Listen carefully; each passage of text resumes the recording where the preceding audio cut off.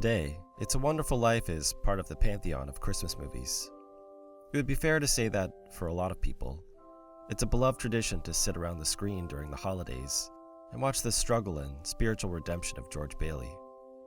It is a film that is synonymous with hope and the idea that no one is a failure. But that wasn't always the case. There was a time when It's a Wonderful Life was as bleak and desolate for its creators as it was for George Bailey leading up to the moment where he decides to kill himself. And it stayed that way for over 30 years. It's a Wonderful Life is based on the short story by Philip Van Doren Stern called The Greatest Gift.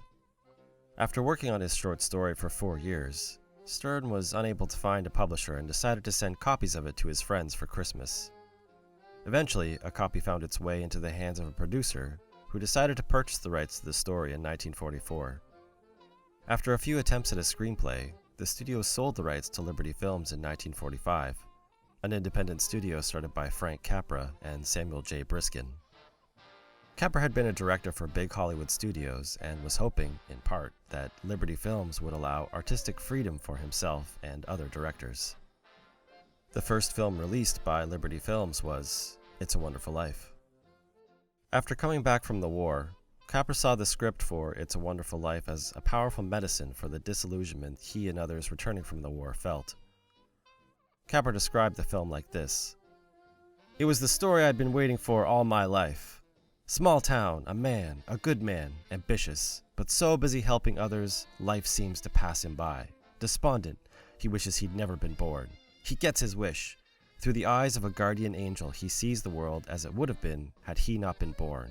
Wow, what an idea." Capra was notorious for having a naive faith in humanity, particularly in his films. And with Capra's ability to elicit emotion from the viewer, some of his films were referred to as Capricorn. Tell that guy I'm giving him the chance of a lifetime, do you hear? The chance of a lifetime. He says it's the chance of a lifetime. Instilling hope in others was not uncommon for Capra's films, like his film Mr. Smith Goes to Washington, a story about a naive but extremely principled man who ends up a United States senator who fights against political corruption. And you know that you fight for the lost causes harder than for any others. Yes, you even die for them.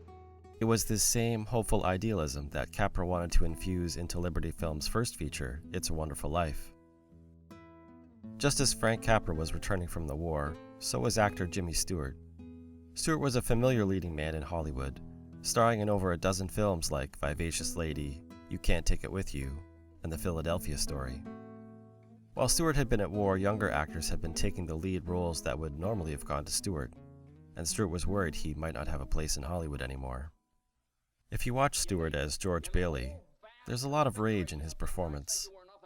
George Bailey was really frustrated about where he was in life, and so was Jimmy Stewart. And that goes for you, too. And it goes for you, too. Stewart and Capra weren't sure if the film was going to work or if their careers in Hollywood were going to work. Stewart was also more ravaged by the war. According to Robert Mattson, who wrote a book about Stewart, Jimmy was still having nightmares and sweats. He was barely keeping food down and living off peanut butter and ice cream. Mattson commented on Stewart's performance. "The other scene that always made me uncomfortable but now means so much more to me is when he's in his living room and he's throwing things and screaming at his kids. And his wife and children look at him like, who is this man? Who is this monster?" And that is so reflective of what millions of families faced, looking at these strangers who came back from the war with this rage. Stewart played it beautifully. He just lets it out. It's a Wonderful Life was also reflective to audiences of the day in other ways. The town the movie takes place in, Bedford Falls, was designed to have a small town feel.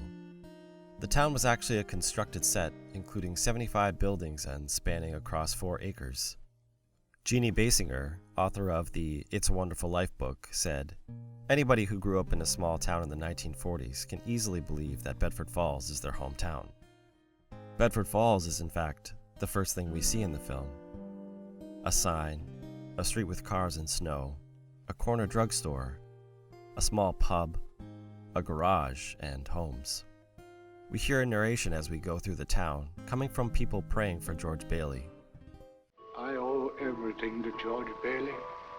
Help him, dear father. We don't see the people themselves, we see the buildings they're in. This choice roots part of the message of George Bailey in the film that community is more important than the individual. The next thing we see in the film is heaven. It's a Wonderful Life is the most religious of Capra's films, despite the fact that religion was not very important to Capra. While there is a lot of potential interpretations and viewpoints in how religious It's a Wonderful Life is, religion is not portrayed very seriously in the film. Heaven is made up of heavenly bodies that blink when they speak. Clarence, the angel in making, is introduced with childlike music. Clarence makes jokes about drinking alcohol. How am I doing, Joseph?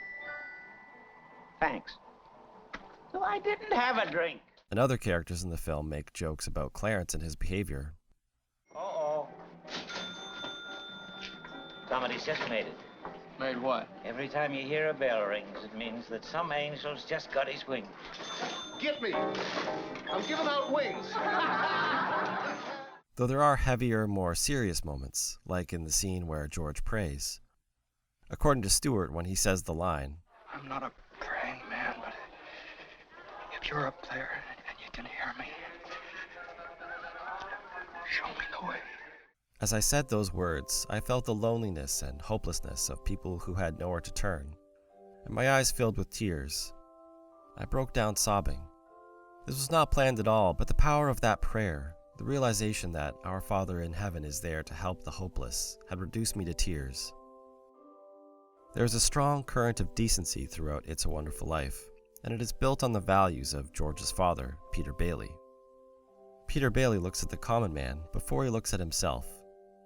He feels that his small building and loan is providing an affordable option for people to build homes. It's deep in the race for a man to want his own roof and walls and fireplace. And we're helping him get those things in our shabby little office. Something the villain of the film, Mr. Potter, refers to as bad business. Are you running a business or a charity war? Well, all my Not with my money. Peter Bailey's building and loan relies more on friendship and character than it does strict rules. If someone falls on hard times and can't pay their loan, the building and loan assumes they're good for it and waits for them to be able to pay their loan instead of foreclosing on their house. You can see Peter Bailey's ideals whenever George looks out for someone before he looks out for himself. When there's a run at the bank, George tries to instill his father's values in the community. Now listen to me. I beg of you not to do this thing. If Potter gets a hold of this building and loan, there'll never be another decent house built in this town. This high ideal, set down by Peter Bailey, is what informs George's decisions. As the wall in the office reads in the scene before George appeals to the community, all you can take with you is that which you've given away. It's why George skips going to college and sends his brother instead, so he can keep the building and loan going. I'm leaving right now. I'm going to school. This is my last chance. Uncle Billy here, he's your man. But George, they'll vote with Potter otherwise. It's why when his brother comes back from college, George gives up on his dreams of traveling, again, so his brother can work his dream job. And it's why George gives his honeymoon money away, so that the building and loan can stay open. Though the initial idea to give away the money comes from George's wife, Mary. Mary is a curious character in It's a Wonderful Life. Considering the year of the film, it might not be fair to look at Mary through the feminist lens, but if you did, it would complicate both how she and the film are viewed. Mary is a little too perfect. She loves George unconditionally and, seemingly, without reason. You don't like coconuts. Say, Brainless, don't you know where coconuts come from? And I'm gonna have a couple of harems, and maybe 3 or 4 wives. George Bailey, I'll love you till the day I die. She supports his idea of adventure, and supports his unstoppable urge to take care of the community of Bedford Falls. Her only aspirations are to marry George and live in the old Granville house. Remember the night we broke the windows in this old house? This is what I wished for. And the only time she ever seems to get upset is when she thinks she can't have those things.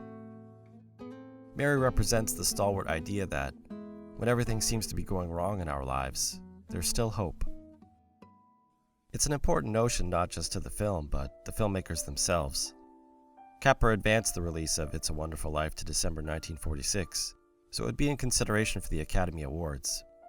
It was nominated for Best Picture, Actor, Director, Sound Recording, and Editing. But it didn't win any of them, except for a technical award for their innovation in artificial snowflakes.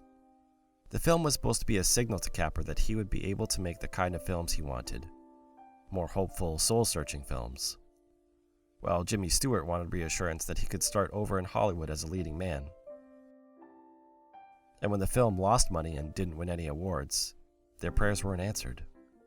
When Capra's film and studio failed, he became disillusioned with an increasingly cynical industry. To Capra, it seemed, the hopeful films he wanted to create were out of fashion. Liberty Films was sold off after one more picture. Capra made a few more Hollywood films before taking a sort of early retirement from Hollywood in the early 50s. Stewart, on the other hand, managed to go on being a leading man, but he had to do so with even more insecurities after It's a Wonderful Life didn't perform like he'd hoped. He received a lot of mixed reviews in films that weren't always financially successful for a few years, You boys get the business. before getting a career resurgence in the 50s. Can you see me driving down to the fashion salon in a Jeep? As we learned from George Bailey, life doesn't always work out the way you want it to. You realize what this means? It means bankruptcy and scandal and prison. That's what it means. One of us is going to jail. Well, it's not going to be me. Not right away, anyway. Due to a clerical error, It's a Wonderful Life's copyright was not renewed when it expired in 1974, and the film became public domain, so any local TV station could air it for free. And in playing the film so much, the film became the beloved classic it is today. It took 30 years, but after the film's long journey, both Capra and Stewart view It's a Wonderful Life as their favorite film they worked on. For them, It's a Wonderful Life was an answer to a crisis of faith. Faith in themselves, faith in the industry, and faith in humanity. Their extraordinary efforts weren't just for the film's sake, but for their own. Liberty Films put forth an inflated budget of $3 million for the film. In the scene where Stewart unexpectedly broke down in tears, Capra had not zoomed in with the camera, so he and his editor zoomed in the picture frame by frame in post-production to create the effect of a zoom. It's hard to put that kind of work and hope into something and not see it pay off. But in addition to an unrenewed copyright, It's a Wonderful Life succeeded because its ideals are universal. Decency, love, hope, and the idea that no one is a failure. These are messages we want to hear year-round, but particularly during the holidays with the new year and hope on the horizon. You could look at George Bailey's glimpse of his potential future as a kind of parable for the potential futures Capra and Stewart saw for themselves. Bleak and miserable, a world overrun with cynicism and lewdness. And in that moment, George looks for hope. He looks for Mary. Where's Mary? Where is she? Where is she? She's just about to close up the library. She's the one that makes everything okay. She's the one that helps George make sense of the world. An unwavering love that refuses to let him fall.